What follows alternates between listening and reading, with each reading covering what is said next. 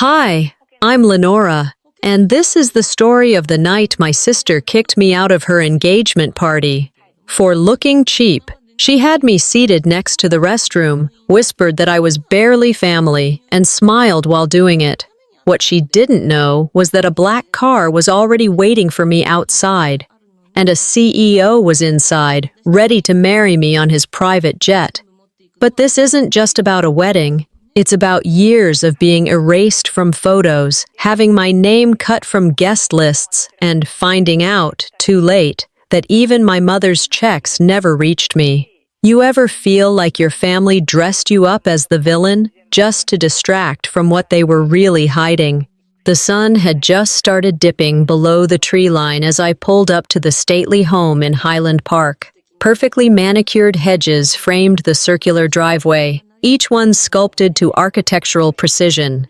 Even the valet had a clipboard, and somehow, just the way he glanced at my car, a sensible 10-year-old Camry, told me I was already out of place.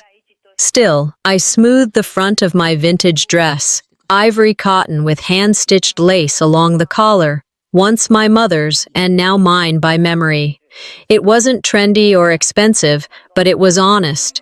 And as I stepped out, clutching the gift bag with trembling fingers, I reminded myself this was my sister's night, not mine. At the front entrance, the woman with the earpiece scanned the guest list. Her manicured finger slid down the tablet, then paused. "Your name again?" she asked, eyes flicking up with a practiced, tight smile. I repeated it. She hesitated. "You're not listed with a +1. I RSVP'd for 2, I said evenly. I'm afraid the final list reflects individual entries only. Family was allowed solo access. If you'd like, your guest can wait in the car. The way she said it, like I'd brought someone disposable, burned into me. I didn't argue. Instead, I gave the faintest nod and walked in alone, brushing past the fragrance of lilies and over-polished marble. Inside, I was greeted by sweeping arrangements, towering glass vases, and a string quartet playing so delicately it felt rehearsed for a magazine spread. And there, in the center of it all, was Callista. She floated across the room like a socialite in a dream, air-kissing people on both cheeks, holding her champagne like a microphone. Everything about her said, "This is the world I've built. Admire it." When she saw me, her eyes flickered, but she didn't come over. She gave me a nod, just enough to check the box of civility. I took a seat in the corner. Not one of the gold-rimmed, name-tagged ones. Those were for family, lined neatly in a row at the front. Mine was somewhere by the hallway to the kitchen, where the clatter of serving trays kept me company. As the evening unfolded, I noticed something peculiar. People kept asking who I was. One man leaned over and whispered, "Are you with catering?" Another, sipping his drink, asked if I was part of the event staff. I smiled politely, each time more faintly. The real sting came when I caught a glimpse of the slideshow looping on the projector.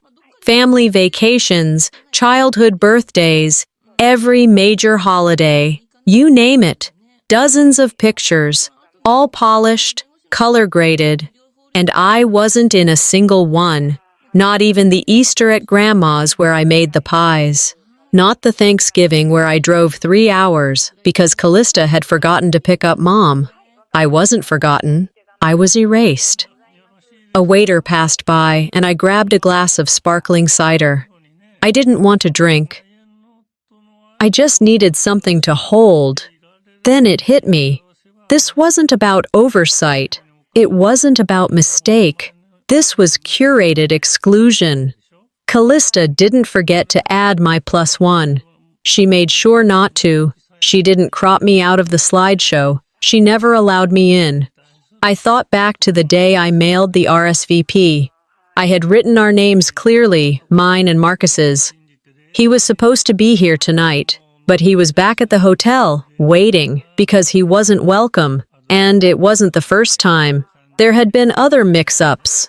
Dinners where she forgot to extend the invite, group vacations where my room mysteriously didn't get booked. Every time I brought up Marcus, there was a polite smile, followed by, "Oh, we'll figure something out," which we never did. I used to think she was just busy, that maybe she didn't mean it. But now, watching her laugh in a custom emerald dress, holding court like a queen, I knew better. I took a long breath and exhaled slowly. "Family isn't who invites you to the table," I murmured under my breath. "It's who pulls up a chair when you're left standing." No one noticed me saying it. No one noticed me at all. The chatter picked up. Toasts were being cued. The music shifted into something more cinematic. And somewhere, Callista began making her way toward the stage. I could have left. Part of me wanted to. But another part, the quieter, sharper part, wanted to stay. To watch. To remember. Because sometimes, when someone spends years trying to push you out of the frame, all it takes is one moment to step in and be seen. And that was before she stood up and humiliated me in front of everyone. I'd barely had time to settle into my seat when the air around me shifted, cold, stale, and sharp, like I'd wandered into a place I wasn't supposed to be. The chair creaked beneath me, tucked into a round table pressed so close to the hallway leading to the restrooms that I could hear every faucet and automatic soap dispenser sputtering behind the wall. A waiter brushed past, mumbling, "Excuse me," as he maneuvered a tray of half-empty glasses toward the kitchen. Plates clattered. Someone sneezed behind the swinging door. Every sound seemed magnified by the cheap tile beneath my feet. It wasn't the placement that struck me. It was the message. No one else sat at this table. No name card, no centerpiece, just a seat, clearly marked for someone who didn't belong. I crossed my legs, pulled the hem of my dress over my knee, and tried to make myself small, invisible, whatever it took to survive this part of the evening. From across the room, I caught the flick of someone's gaze. A woman I didn't know, glass of wine in hand, leaned toward her friend and asked, "Is she staff?" My stomach clenched. I wasn't shocked by the question. I was shocked by how easily it slipped out of her mouth, how confident she was that I couldn't possibly be a guest, much less family. Her friend shook her head but didn't correct her. They kept staring, not even pretending to be subtle. There was no other close family back here in the shadows. The rest of them, my father, cousins, uncles, aunts, they sat in the front, laughing and sipping, glancing occasionally at Callista like she were royalty. And maybe, in a way, she was. A queen of well-curated optics. You can't be humiliated by strangers unless someone you know places you there, I thought. The MC tapped the microphone. "Let's welcome the future bride, our own dazzling Callista Monroe." The applause erupted like a spark catching velvet. All heads turned forward. Mine stayed lowered. Callista took the stage with the kind of confidence that wasn't taught. It was inherited, nurtured by attention and applause. Her gown shimmered, voice soft yet polished. Her thank you speech rolled off her tongue like a brand commercial. And then, she said it. "Also, I want to give a little shout out to my sister, Lenora, who's here tonight. So glad you made it." The room clapped, politely. Not a soul turned toward me. Even Callista didn't look in my direction. I lifted my glass slowly, the bubbly now flat, and took a sip. Sometimes, family claps for you while they're cutting you out. I sat back, eyes tracing the chandeliers above, the golden trim along the ceiling, the rows of matching smiles. And then she was walking toward me. Callista, champagne in hand, smile glued in place like a news anchor mid-broadcast. "Lynn," she said, voice low and honeyed, "I told you that dress was quaint." Her smile never wavered. "Try not to make it about you tonight, okay?" My fingers tightened around my glass. The plastic stem groaned. I didn't respond. I didn't flinch. I just watched her walk away, her heels clicking over the marble like a warning shot. It wasn't about the dress. It never was. It was about control. How far she could push, how deep she could cut, and still smile while doing it. I turned slightly. Taking in the room from the edge, I compared it, not in luxury or lighting, but in intention. The smiles were painted, the hugs rehearsed, the kindness rationed out for photo ops and Instagram captions. None of it was real. My dress didn't blend, no, but I wore it for someone who had known what real looked like, my mother. She'd worn this same fabric to her own sister's wedding decades ago. She'd stood at the edge of a similar room and watched it all unfold. And now, here I was, wearing that history-like armor. I didn't cry. I didn't need to. Instead, I started to watch. I studied. I mentally cataloged who whispered, who smirked, who avoided my eye. I listened to phrases passed between servers, jokes told too close to where they thought I couldn't hear. The whole room became a map, and I was marking it with red flags. You don't light a match in public unless you're sure it'll only burn what you no longer need. And I was very, very sure. But just when I thought I could quietly disappear, the humiliation took center stage. The clapping from Callista's toast hadn't fully faded when I slipped out of my seat and wandered toward the entrance hall. My ears still rang, not from the sound, but from the silence that followed her words. The room had moved on like nothing had happened, but something inside me hadn't. I found myself standing before a display I hadn't noticed earlier, an arrangement of framed photographs set along a linen-covered table, flanked by soft lighting and white roses. A digital slideshow flickered across the screen above it. Years of family milestones clicked past every few seconds. Summer vacations on the coast, Christmas mornings with coordinated pajamas, birthday cakes with towering candles and grinning faces. But none of them were mine. Not once did I see myself, not in the group shots, not in the candids, not even in the background. My entire existence had been airbrushed out. I leaned forward, scanning the still frames like a detective looking for any trace.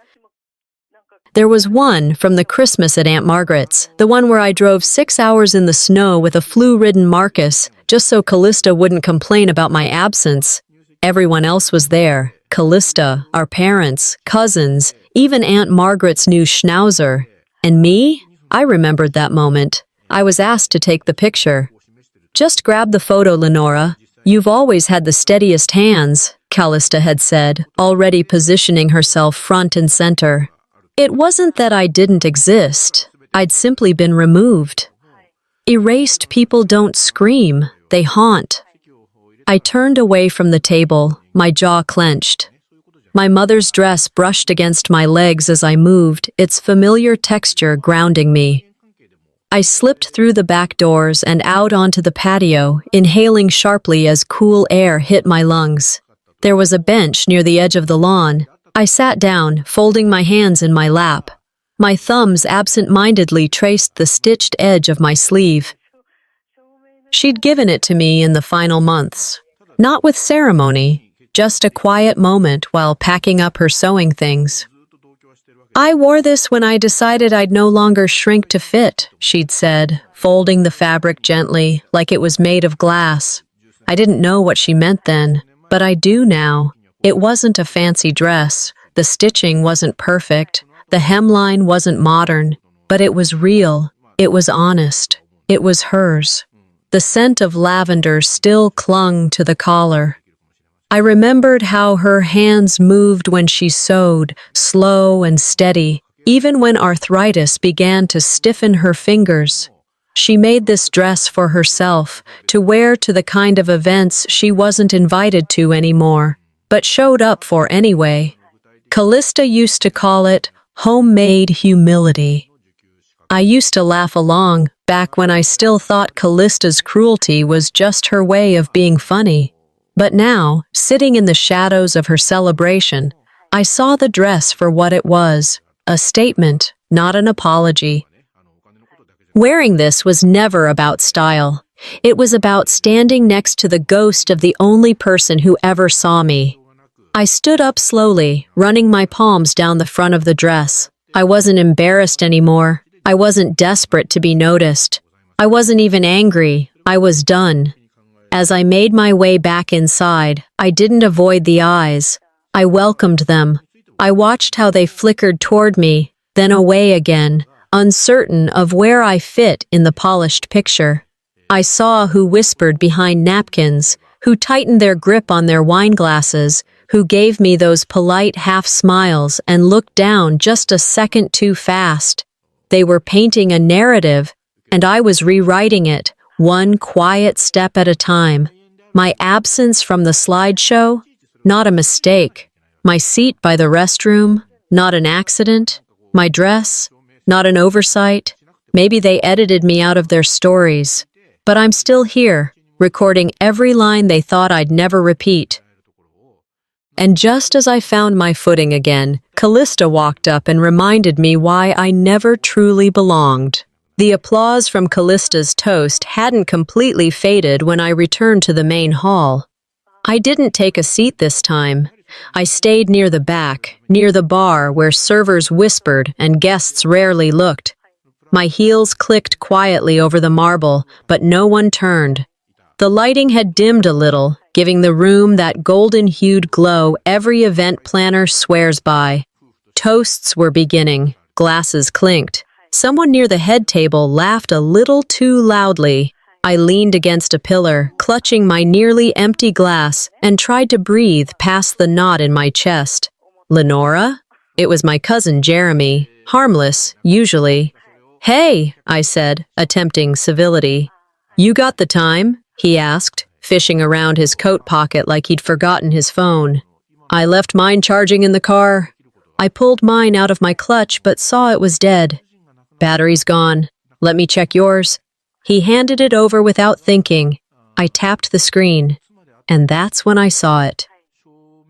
The group chat notification slid down the screen like a curtain call. Family Core, 9 unread messages.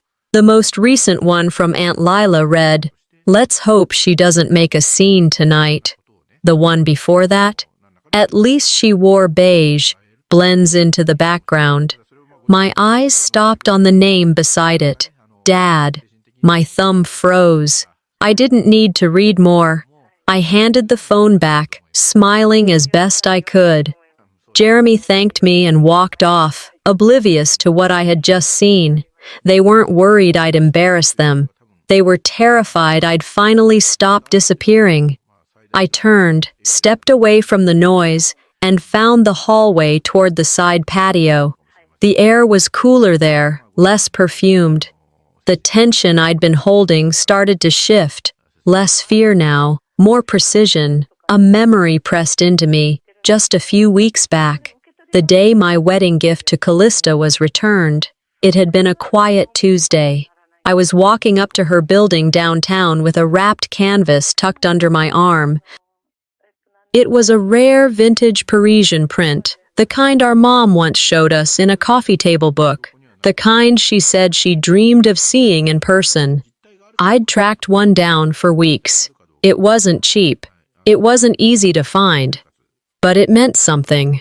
The doorman looked confused when I stepped into the lobby. "Ms. Monroe left this for you," he said, handing me a sealed envelope. I opened it right there. Inside was a note on her company's stationery. "This doesn't match our aesthetic. Please understand." No signature. I stood on that sidewalk for 10 minutes, holding a return rejection like it was a bill I'd never expected to pay. It hadn't been about style. It was about erasing the last shared thing between us. My grip on the patio railing tightened. I could hear another round of toasts beginning. Champagne glasses being passed. Polite laughter. a violinist playing something light and forgettable. I stepped back inside. The room spun around Callista as if she were gravity itself. I found her standing just off stage, between photographers and a floral arch that cost more than my annual salary. She didn't see me until I was 3 feet away. "Callista," I said quietly. She turned, flashing that same TV anchor smile she reserved for fundraisers and local press. I leaned in. "You've made it very clear I don't belong here," I said, low and calm. "But don't mistake silence for surrender." She blinked, then tilted her head, lips curling just slightly. "Oh, Lenora," she said, almost laughing. "You've always loved playing the victim." I nodded once, not breaking eye contact, then turned and walked away. No one saw us, no one heard, but it was the loudest I'd ever spoken in her presence. This wasn't about family anymore. It was about survival of identity. And that was the last time I gave her the chance to stop what was coming. The glow from the chandeliers softened as the night crawled toward its last act. Toasts were winding down. Guests buzzed with gentle intoxication, the kind that made compliments flow easier and truths harder to contain. Callista stood center stage, flawless under the lights, thanking the vendors, the planners, the caterers, and of course, her beautiful family. I remained still, half shadowed by a pillar near the bar, far from the golden chairs and monogrammed menus. From my vantage point, the room felt less like a celebration and more like a campaign rally. Every smile, every touch, every Instagram caption pre-written. This wasn't joy, it was branding. A familiar voice slipped through the air beside me. "You're stronger than she gives you credit for." I turned. It was Mrs. Landers, one of my mother's oldest friends. She wasn't smiling, but her gaze held warmth. I nodded, quietly grateful. "She doesn't give me anything," I said. That's how I learned to build myself. Mrs. Landers placed her hand over mine briefly, then moved on.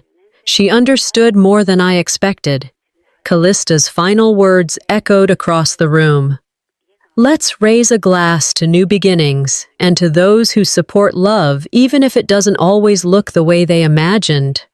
A polite chuckle rose, followed by the clink of flutes. That was my cue. I slipped out the side door, past the security guard who didn't bother to stop me, into the cooler air waiting outside. The evening sky was ink-stained, and the street lamps cast long, theatrical shadows onto the driveway. I tapped my phone and opened the rideshare app, but I didn't need to. A sleek black sedan was already waiting, engine humming quietly. The driver stepped out the moment I approached. "Miss Lenora?" I paused. "Yes," I answered slowly, scanning his face. It was vaguely familiar. Rowan's driver. Discreet, always punctual, never nosy. "Mr. Rowan asked me to be on standby since 7 o'clock p.m., he said, holding the door open. I slid into the back seat, the leather interior wrapped around me like armor. My heart pounded not from surprise, but from clarity. He knew. He didn't know the details, but he knew tonight would be the line I'd never step back over. My phone lit up. "Rowan, if tonight's the night, I'm wheels up and waiting. Let's rewrite this ending." I looked at the driver in the mirror. "Private terminal?" I asked. He nodded. "Your luggage has already been handled." I blinked. Of course it had. I rested my head against the window as the car pulled out of the driveway. Inside, the party would go on. Callista would make another entrance. Someone would tell a joke about me being emotional. And they'd all pretend nothing had shifted. But it had. I had. There was no fight, no explosion, just one decision. As we drove through the city, past flickering gas stations and closed boutiques, I caught my reflection in the window. For the first time in a long while, I didn't look like someone waiting for permission. I didn't look broken. I looked done, not defeated, resolved. The ache in my chest had settled into something still and solid, a weight that no longer dragged, it anchored. My dress was wrinkled, my makeup was fading, but none of it mattered. Dignity isn't loud, it's the way you walk away when they expect you to beg. And as the city lights faded behind me, I finally understood what freedom in silence felt like. The plane sat waiting under soft runway lights, its sleek body glinting like a whisper no one was supposed to hear. As the car slowed beside the private terminal, the driver stepped out, opening my door before I could even gather my bag. The moment I stepped onto the tarmac, I felt the weight of the past 2 hours roll off my shoulders like fog clearing from glass. Inside the terminal, everything was quiet. No velvet ropes, no name checks, no coordinated smiles, just 2 uniformed staff, polite to the edge of reverent. "Good evening, Ms. Lenora," one of them said. "Mr. Rowan is aboard." I nodded, offering a faint smile. My shoes tapped softly over the pristine floor, far more forgiving than the polished drama I'd just left behind. The jet door opened as I approached, and Rowan stood at the top of the steps, one hand tucked in his pocket, the other holding a glass of wine. I didn't speak until I reached him. He handed me the glass, kissed my cheek. No theatrics, no announcements, just the kind of steady presence that reminded me why I said yes to him in the first place. Inside, the space was warm, minimal.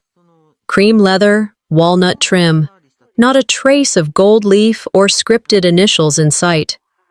On a table beside the window, I noticed a row of small place cards, 10 in all. Each name belonged to someone who mattered. His oldest friend from business school, a cousin he practically raised, a mentor who taught him to build, not inherit. Mine was there too, of course, but not hers.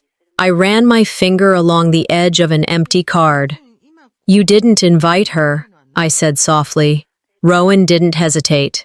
"Everyone who needed to know is already here. Everyone who needed to be left out was." The words didn't land with cruelty. They landed like logic. I sank into the seat across from him and stared out the window, watching a baggage cart roll by in the distance. "This is different," I whispered. "No photographers, no peonies dyed to match the linens." "No illusion," he said. I turned back to him. "Real wealth doesn't raise its voice," I murmured. "It makes room." He smiled faintly and reached for his laptop. "I have something you should see." He opened the screen and clicked into a folder labeled simply, "Coverage." The first file was video footage from earlier that night, discreet, angled from above the main ballroom. My heart ticked faster as I watched the familiar silhouettes move across the frame. There was Callista, head tilted, glass lifted, delivering her closing toast. Then the camera zoomed in just enough to catch her when she stepped down, voice dropping low. "She actually showed up in that dress," she muttered to someone off camera.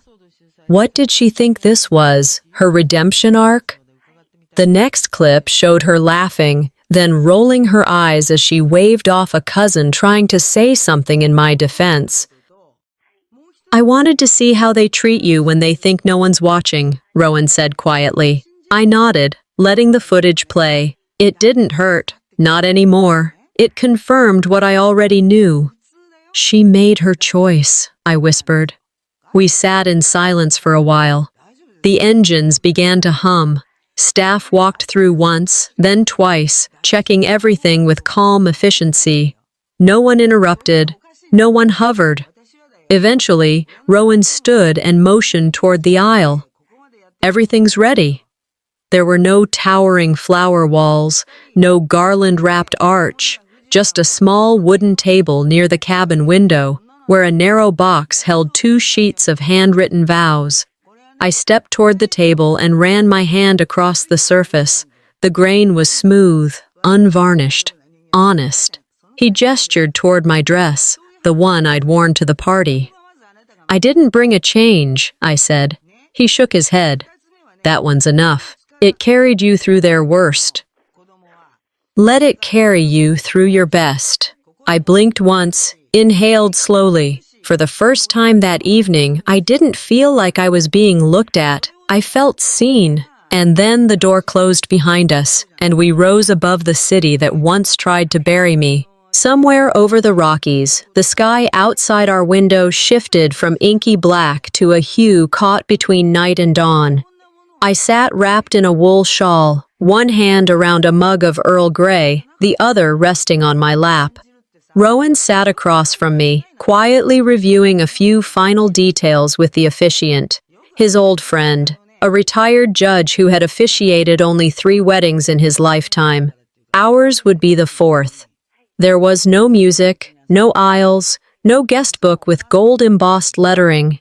Just a dozen people who mattered, each seated comfortably with a glass in hand, no expectations beyond sincerity. I took in the small, curated details of the cabin, a modest floral arrangement on the side table, vows handwritten in the same notebook Rowan and I once used to trade weekend recipes and doodles. My heart was steady, not pounding. My breathing matched the gentle thrum of the jet. I wasn't escaping, I thought, staring at the clouds below. I was ascending. When it was time, Rowan stood first. He didn't reach for my hand immediately. He waited, let me come forward on my own. And when I did, there wasn't a moment of doubt. The officiant began with a simple acknowledgement of time, of distance, of choosing peace over performance. No one took photos. There were no speeches about how we made it or overcame odds. Just stillness, presence. I wore the same dress I had worn to Callista's party, still wrinkled at the sleeves, the hem stained faintly from champagne. I didn't need silk or satin. This dress had already survived more than any designer gown ever could. Luxury, Rowan once told me, is never louder than truth. When it was my turn, I unfolded my vows with fingers that no longer trembled. I've spent so much of my life being framed out of the picture, I began, but you never asked me to fit your frame. You just held the space open until I stepped in. He smiled, and in that moment I knew we were rewriting something far more lasting than any inheritance or family myth.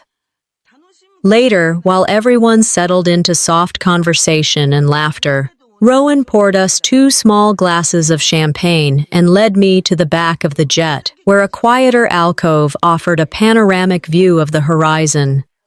I never told you, he said, but 2 years ago, I tried to formally introduce myself to your family. I looked up, startled. I'd made an appointment through your father's assistant.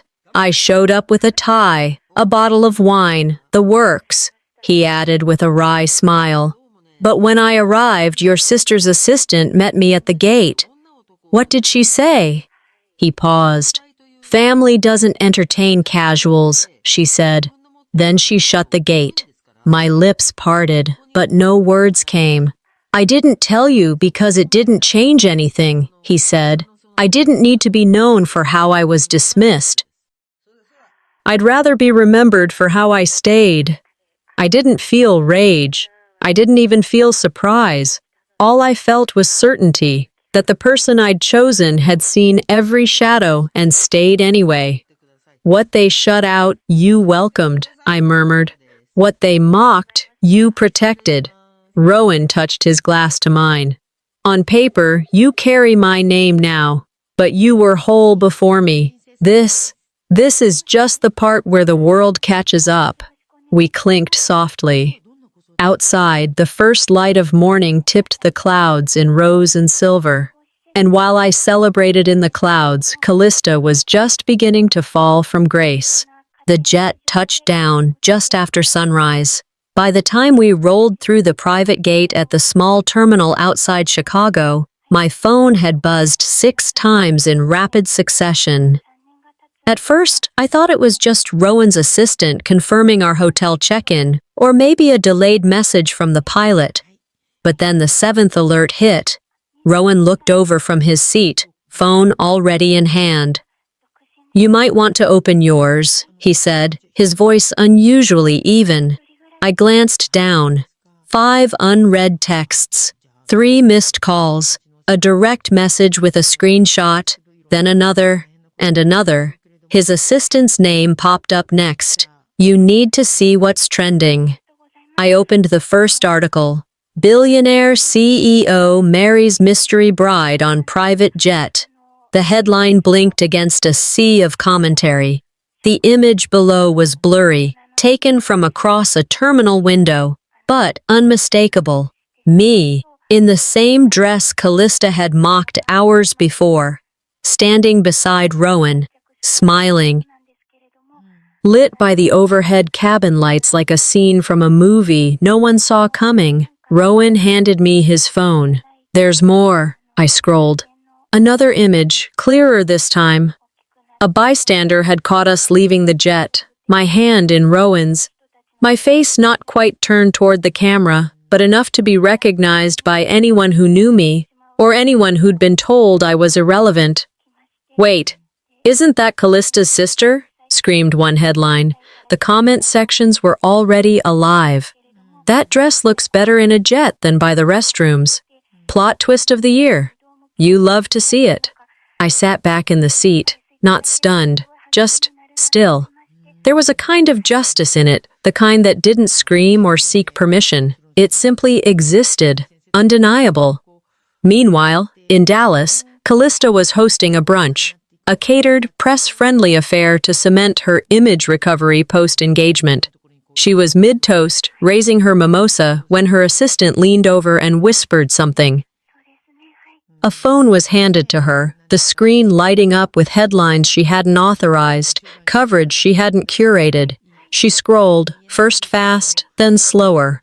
One of the guests leaned over. "Didn't you say she was still single?" Callista smiled through her teeth, but her hands shook. Her voice faltered on the next line. Back in our hotel suite, Rowan poured coffee while I scrolled through another alert. A TikTok had surfaced. From the party, I tapped play. The clip began with Callista's voice, sharp and clear over ambient music. "Don't embarrass me. You're barely family," she hissed, turning from me at the reception hall. Then the video cut to footage of me boarding the private jet. Same dress, same person, different energy. The caption read, "Guess who's actually winning?" By noon, the video hit 4 million views. Comments rolled in faster than I could read them. "That sister's energy." 100% toxic. The quiet ones always win. "We need more Lenoras in this world." One user posted, "You can't PR your way out of the truth anymore." It was reposted thousands of times. I didn't reply. I didn't even double tap. I set the phone down and looked out the window as the city below stretched awake. Somewhere in that skyline, my name was finally mine again. Not edited, not silenced, not brushed aside for optics. I wasn't trending because I chased attention. I was trending because I walked away and let the truth speak louder than I ever needed to. And just like that, the sister who erased me became the punchline in her own performance. Exactly 1 week after the video went viral, I was folding laundry in silence when my phone rang. It was Aunt Helen. "I need you to come by," she said. Her voice was steady, but the kind of steady people use when they've been holding something in too long. "Your mother left something. Said it was only to be shared, when the time felt right." The drive to Helen's house took just under 40 minutes. It was the kind of quiet suburban home where nothing had changed since 1998. The mailbox still rusted at the edges, the porch swing creaking softly in the wind. Inside, everything smelled like lavender sachets and lemon polish. She led me to her study and pointed to a small fireproof safe in the corner. From it, she pulled a flash drive and an envelope with my name written in my mother's hand. Steady, slanted, familiar. We didn't speak as she slid the flash drive into the laptop and hit play. The screen flickered. Then, my mother appeared. She looked older than I remembered in her final years. Her hair was tucked back, skin pale but calm. She was seated in her favorite armchair, the one with the faded blue stripes and worn cushions that once held me during childhood fevers and teenaged heartbreaks. "If you're watching this," she began, "it means the family's no longer pretending to protect you." I felt the weight of her words before I even understood them. "You were never invisible to me, Lenora. They didn't forget you. They filtered you out. And I'm sorry for every time I stayed silent to keep the peace that wasn't worth preserving." She paused, swallowing. "This family, it rewards loudness, performance, control. But you were the daughter who stayed when no one applauded. That is love. And that deserves legacy." She explained her will, how she left specific assets to me directly, including her journals, her small property in Galveston, and a collection of letters no one else knew about. Then came her closing line. "You have nothing to prove, but if ever they force your hand, this is your receipt." The screen faded to black. I sat there for a long time before Aunt Helen quietly pushed a folder toward me. "There's more." Inside were estate documents, originals. In them, I saw what I hadn't known to ask about: several checks issued in my name years ago. Amounts that would have helped when I was scraping together rent during grad school, or when Marcus and I nearly missed a mortgage payment after the miscarriage. "None of these ever reached me," I whispered. Helen frowned. "Because they were intercepted." The records showed the trail: check numbers, issuance dates. The back signatures didn't match mine, but they bore a striking resemblance to someone else's cursive flair, Callista. "She told me once," Helen added softly, "that she was protecting your pride. Said you'd feel insulted if your mom tried to buy you out of bitterness." I didn't believe it then. I believe it even less now. My stomach twisted, not from surprise, but from a kind of tired confirmation. I hadn't imagined it.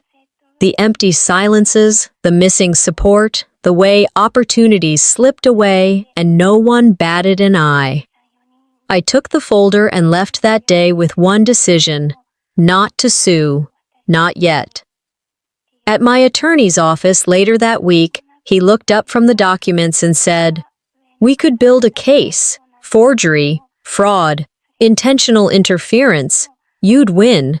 "I'm not interested in courtroom victory," I replied. "I want records. I want history preserved, just in case. This isn't revenge. This is record-keeping." He nodded once, and we moved on. That weekend, I returned to the house I grew up in. It was still empty, left unsold after Mom's passing, too emotionally loaded for anyone to deal with. The air inside was thick with dust and disuse, but also with memory.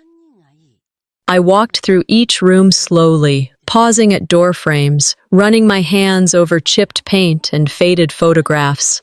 In my old bedroom, I pinned a printed still from the video to the bulletin board.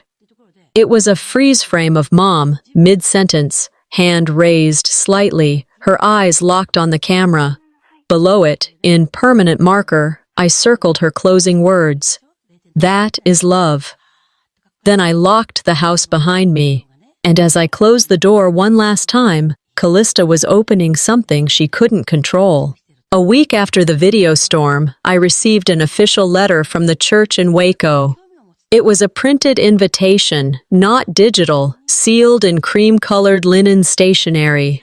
My name, Lenora, was spelled perfectly in cursive, and beneath it, a note from the pastor.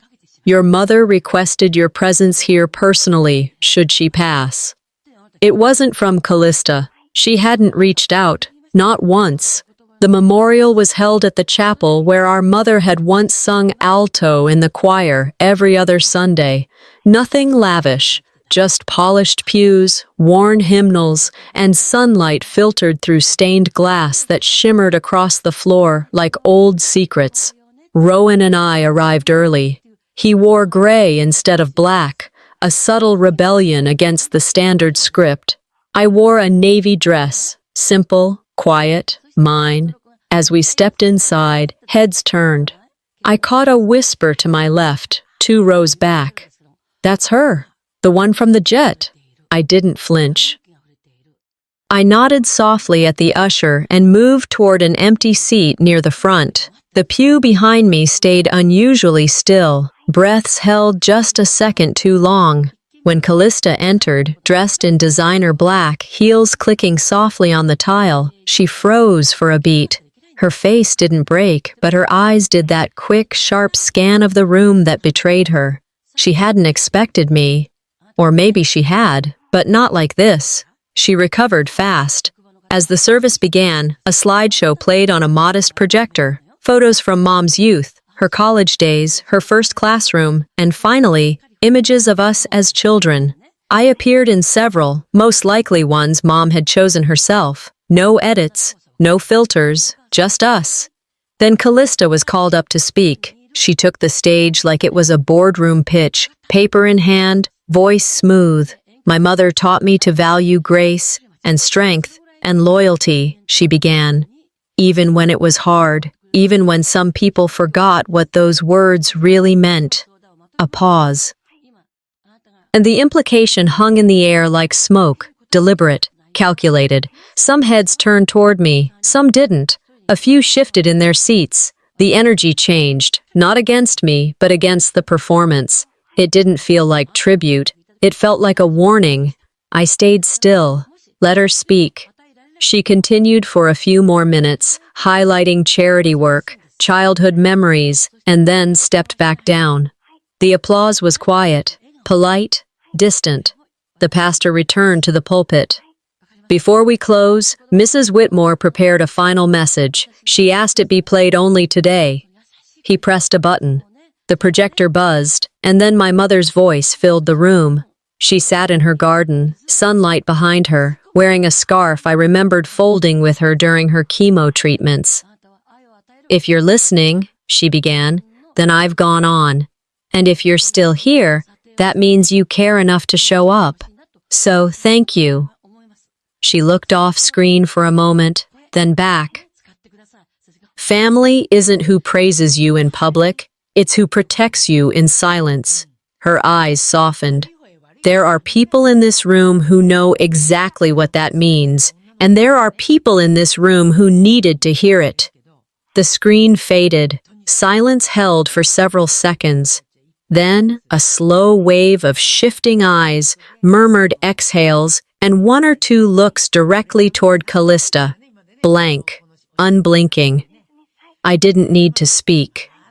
I stood after the service, shook hands, offered quiet nods to guests who now looked at me differently, not with pity, but with clarity. Rowan leaned in and whispered, "They saw you this time, all of you." "I didn't come to win," I said. "I came to remember who I was." We stepped outside together into the late afternoon light. But Callista wasn't done. And the price of pride was still waiting to be paid. It was close to midnight in Chicago when the knock came. Rowan had already turned in. I was still in the kitchen, rinsing out a mug and staring at nothing in particular, the quiet of the apartment finally matching the quiet in my head. The memorial was over. The public spectacle had ended. I had said everything I needed to say without uttering a word, or so I thought. The knock came again, 3 slow, uneven taps. I opened the door to find Callista standing there. She looked nothing like the version of herself the world was used to seeing. Her coat hung loose, her shoes didn't match, and her mascara was smudged into the fine lines beneath her eyes. Her lips trembled slightly, though she was trying her best to appear composed. "They froze everything," she said, voice low, clipped. "Bank accounts, cards, my attorney's retainer bounced." I said nothing. She looked past me into the apartment, then back again. I don't know where else to go. The air between us held history, heavy, jagged history. I stepped back, not far, just enough. You can come in, I said, but only for the night. She nodded and entered like someone crossing a border they knew they didn't belong in anymore. I handed her a towel and a bottle of water. She sat on the couch, curled her arms around herself like she was bracing for impact. I know you think I deserve this, she muttered. I don't think, I said. I know. She flinched, but I didn't stop. You watched me get erased, dismissed, laughed at, and you helped do it. So no, I don't think you deserve sympathy. But I know what it's like to have nowhere else to go. She inhaled shakily. Brandon's under federal investigation. The IRS came to the office. I didn't even know what he was hiding. She paused, looked at me fully for the first time, and whispered, You won. Is that what you wanted? I sat across from her, arms folded, voice even. I didn't want to win. I wanted to survive. Her eyes watered, but she blinked hard and looked away. I stood up. You can have the guest room. I don't care if you cry in there or scream into the pillow, but you don't get to rewrite this narrative. Not tonight. She nodded slowly. I'm not here because I forgot, I added. You're here because I remember what mercy feels like. A long silence followed. I started to walk away, but she stopped me. Will you ever forgive me? I turned. My voice didn't waver. Forgiveness isn't forgetting. It's deciding to stop bleeding for what you already survived. She didn't respond, just sank deeper into the couch. I walked to my room and shut the door behind me. Inside, Rowan stirred, half awake. Everything okay? She showed up. He blinked. You let her in?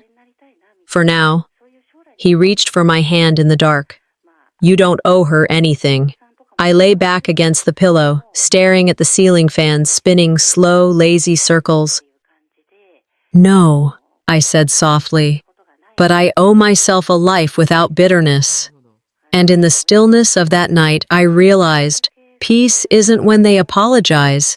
It's when I no longer need them to. When the invitation arrived, it came from the new sponsor, not Callista, a formal gala to benefit one of Dallas's better-known foundations, an event that, by all rights, should have been hers to headline. It was supposed to mark her comeback, reintroduce her to the circles that had begun to whisper, distance, erase. The envelope was thick, embossed, impersonal. The email that followed, however, was not. I saw your video, the strength, the poise. We'd be honored if you'd attend, it read. No mention of Callista, no apology either, just an acknowledgement. I said yes, not to reclaim anything. I wasn't interested in reclaiming what had never truly belonged to me. I said yes because some circles don't close until you walk through them. The night of the gala, Rowan and I arrived just after 8. The ballroom was candlelit and gold-trimmed, the kind of room that dimmed the edges of shame if you had enough money to pretend it didn't exist. I stepped inside, and silence followed like an obedient dog. She's here, someone whispered. That's the one from the jet, from the video. I didn't look around. I didn't need to. You know when the air changes, when it thickens, not with judgment, but recognition. Rowan led me to our table. Guests, people I hadn't spoken to in years, some who'd once sided with Callista without hesitation, started migrating toward us, not out of loyalty, not even curiosity, but gravity. Callista was already on stage when I entered. She stood behind a lucite podium, every detail of her outfit curated to erase fragility. Black velvet, diamond studs, hair pulled tight. She began to speak, voice smooth, practiced. But midway through her speech, she stumbled. We all fall. But Only some rise, she said, eyes scanning the crowd, and that's when she saw it. The chair. It sat at our table, untouched, with a single place card in calligraphy that read, "Reserved, for those who learn." She didn't address it. Her mouth twitched like it wanted to form a rebuttal, but no words came. A woman 2 rows from the stage turned to her friend and said, just loud enough, "That's grace, that's leadership." Callista's hands gripped the podium tighter. She finished the speech, barely, and stepped down, her heels quieter than I remembered. I didn't speak that night. I didn't need to. I greeted the host, thanked the servers, shook hands, smiled. But I gave no speech, no rebuttal. The room had already decided. As Rowan and I made our way toward the exit, I turned once, not out of nostalgia, but to confirm what I already sensed. Callista stood near the bar, watching, not with resentment, not with admiration, either, just realization. And that was enough. I didn't need the mic. I had the room. And sometimes the most powerful thing you can do is leave the chair empty.